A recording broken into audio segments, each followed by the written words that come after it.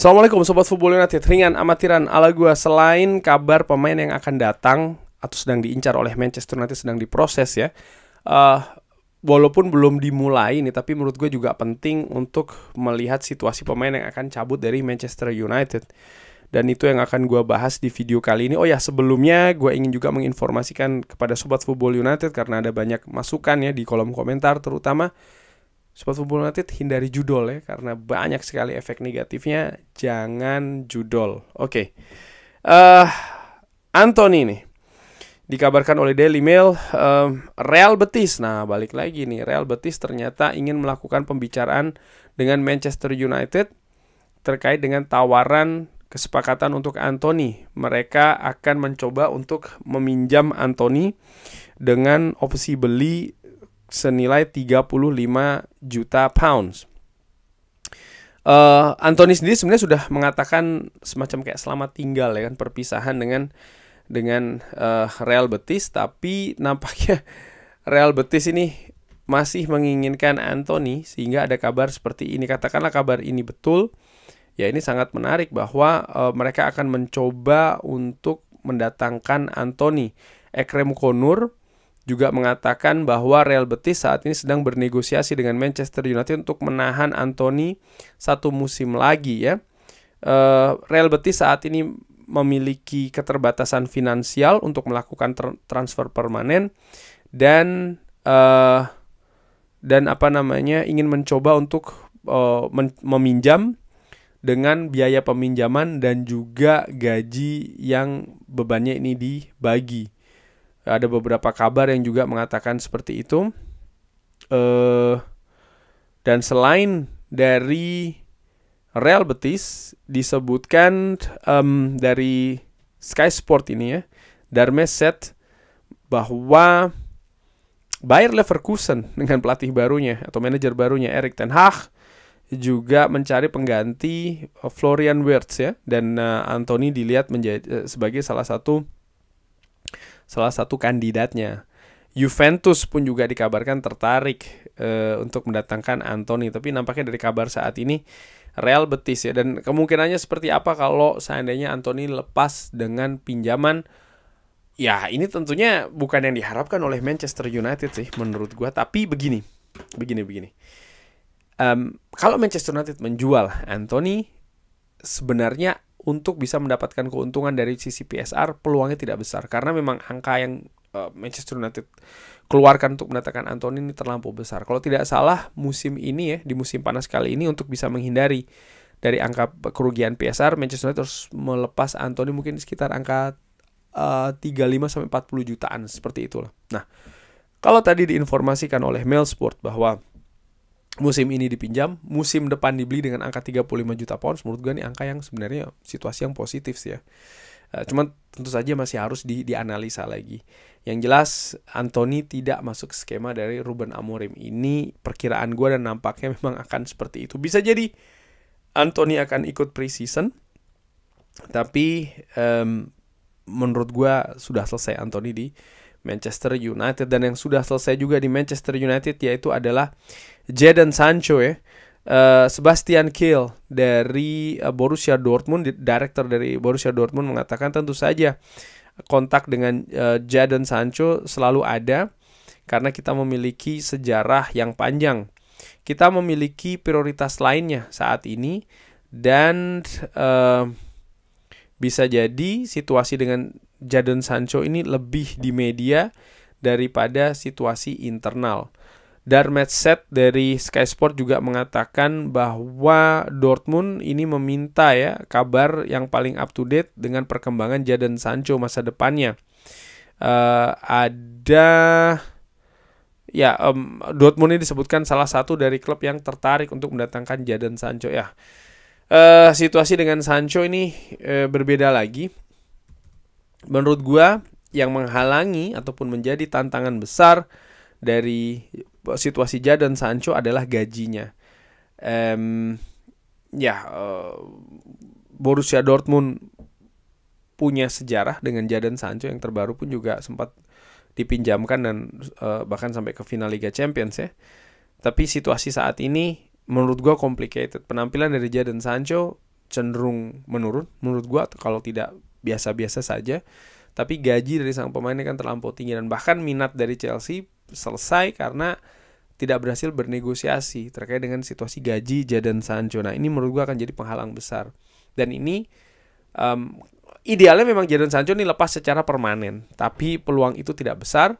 Artinya justru peluang secara pinjaman, dan ini akan menjadi beban bagi Manchester United. Kenapa? Gaji pasti tidak akan ditanggung 100% oleh klub yang meminjam. Kecuali mungkin dari Saudi ya. Tapi kalau dari klub Eropa lain gue tidak melihat seperti itu. Dan ini masih akan membebani Manchester United dari sisi keuangan ya. Situasi dari Jadon Sancho. Yang menurut gue mungkin skenario awal ini memang berhitung Sancho ini akan lepas ke Chelsea, tapi itu sayangnya tidak terjadi. Aston Villa dikabarkan oleh Graham Bailey ini tertarik untuk mendatangkan Jadon Sancho, dan Jadon Sancho pun juga terbuka untuk ke Aston Villa. Kita lihat ya akan seperti apa. Dan terkait dengan Aston Villa, ini tentang Marcus Rashford ya. Saat ini disebutkan oleh Tom Colomose ya, ini salah satu jurnalis nampaknya, peluang terbaik Aston Villa untuk mendatangkan Marcus Rashford adalah dengan pinjaman. Tapi ini juga sesuatu yang menantang. Impian Marcus Rashford adalah bergabung di Barcelona, walaupun Manchester United ingin menjual secara permanen untuk sekitar 40 juta pound sebelum 1 Juli untuk perhitungan PSR. Kalau Barca tidak mengejar Luis Diaz secara serius, Rashford bisa menjadi target selanjutnya. Oke, ini situasi yang lebih rumit justru menurut gua jika dibandingkan dengan keadaan Anthony dan juga Jadon Sancho.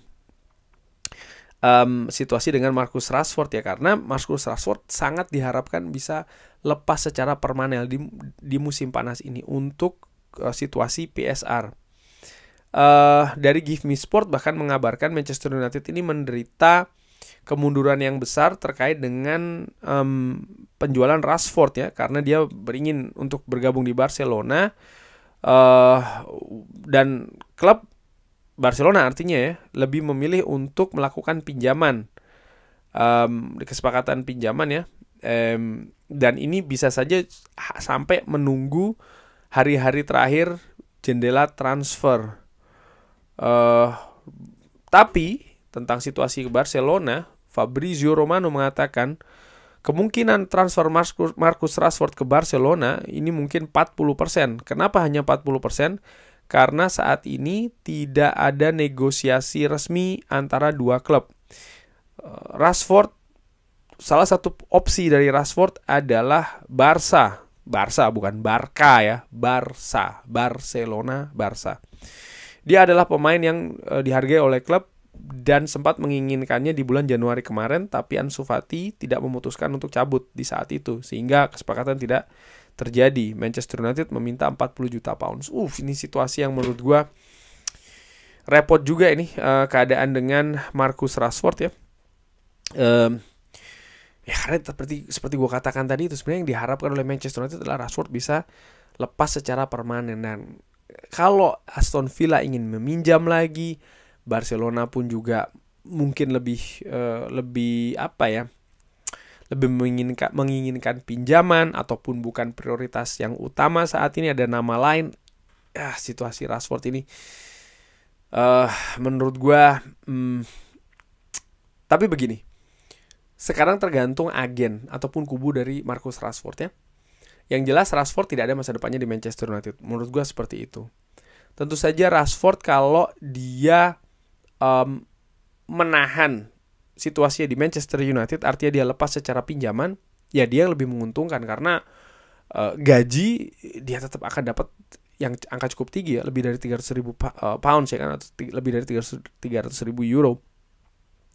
Dan kalau itu yang terjadi, maka ini akan menambah kesulitan Manchester United di bursa transfer. Karena seperti gue katakan ya, Rashford diharapkan bisa menambah pemasukan dari sisi PSR, utamanya keuntungan PSR. Dan kalau Rashford lepas secara pinjaman, ya menurut gue ini bukan hal yang ideal lah bagi Manchester United. Dan ini juga merupakan tantangan nih bagi manajemen Manchester United saat ini. Jadi bukan hanya mendatangkan pemain, tapi situasi seperti Rashford ini juga menjadi tantangan besar. Dan kabar terakhir yaitu adalah tentang Rasmus Højlund ya, Manchester United ini masih belum membuat keputusan terkait dengan Rasmus Højlund, dikabarkan oleh Rob Dawson dari ESPN.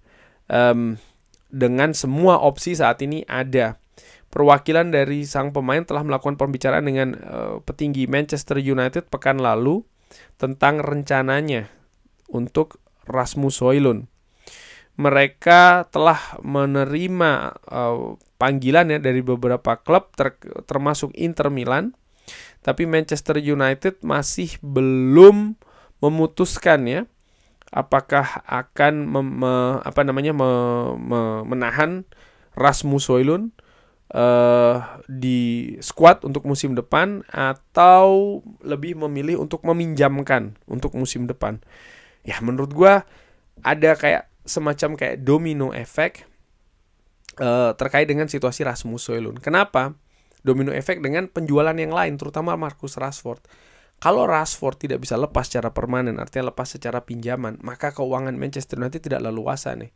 Dan untuk Manchester United bisa mendatangkan pemain depan, amunisi pemain depan ya, penyerang, ya menjadi tidak besar peluangnya menurut gua. Sehingga mau nggak mau, ya Rasmus Højlund menurut gua ditahan.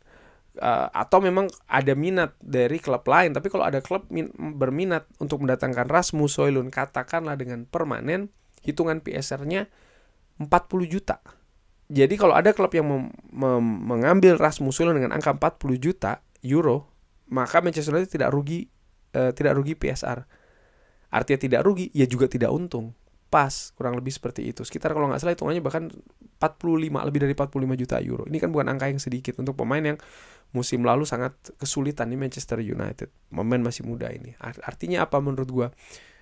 Gue melihat kalau Rashford tidak bergerak, ya kita lihat dulu keadaan dengan Garnacho seperti apa. Tapi besar kemungkinan kalau Rashford terhambat, lalu angka dari Garnacho tidak terlalu meledak ya, tidak terlalu tinggi, Rasmus Højlund akan tetap stay di Manchester United. Mungkin Manchester United akan lebih bergerak untuk mendatangkan pemain dengan profil yang bisa mendukung Rasmus Højlund di musim depan. Menurut gue seperti itu ya. Ini jadi sangat berkaitan keadaan pemain yang akan dilepas oleh Manchester United, termasuk juga Jadon Sancho misalnya, apakah lepas secara permanen atau secara pinjaman karena ada beban gaji juga yang harus ditanggung. Rashford pun juga demikian. Jadi ini akan sangat berpengaruh untuk pergerakan Manchester United di bursa transfer musim panas kali ini. Kurang lebih seperti itu. Bagaimana menurut Sobat Football United? Seperti biasa silahkan drop di kolom komen. Terima kasih sudah menyaksikan. Jangan lupa like, sholat, dan juga subscribe. Wassalamualaikum warahmatullahi wabarakatuh. Thank you.